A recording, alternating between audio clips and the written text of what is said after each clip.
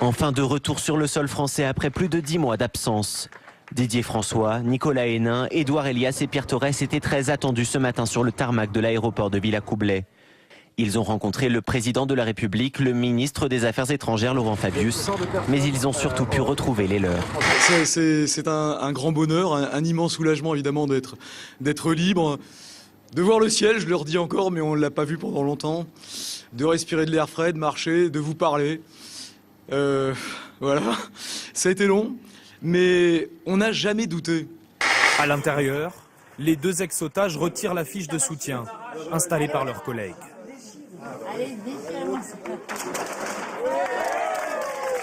Didier François retrouve son bureau et Édouard Elias reprend déjà son appareil photo. Édouard a essayé de m'apprendre la photographie, ce qui n'était pas chose simple. Et notre dernière histoire, c'était d'essayer de retrouver les dates de l'histoire de France à partir de Clovis. Puis on avait fabriqué un jeu d'échecs dans des boîtes de fromage. La télé hawaïenne raconte la fugue incroyable de ce jeune Américain. Âgé de 16 ans, il a passé 5 heures dans le train d'atterrissage de ce Boeing reliant l'aéroport de San José en Californie à celui de Maui à Hawaï. Il a survécu à la traversée du Pacifique malgré le manque d'oxygène et des températures glaciales à plus de 11 000 mètres d'altitude. Cette dernière image assez surréaliste. Oui, celle d'un Barack Obama et d'un gros lapin blanc. C'était tout à l'heure à la Maison Blanche pour la traditionnelle course aux œufs de Pâques.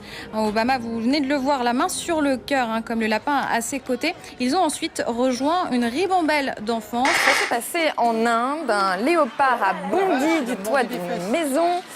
Les habitants se sont organisés pour essayer de le canaliser. Mais évidemment, on ne canalise pas un léopard comme on canalise un chaton. Du coup, l'animal s'est baladé un peu partout dans le quartier jusqu'à se retrouver dans la salle de bain qui, si elle était occupée, a quand même dû faire une énorme frayeur à celui qui était en train de prendre sa douche à ce moment-là. Allez-y, embrassez-les, attrapez-les. Si vous êtes enceinte, alors restez chez vous. Mêlez-vous de ce qui vous regarde, lesbienne. Et Vladimir Jirinovski de poursuivre, allez vous faire violer, je cite. Le député ultranationaliste russe risque une réprimande, au mieux une suspension de son mandat à la Douma.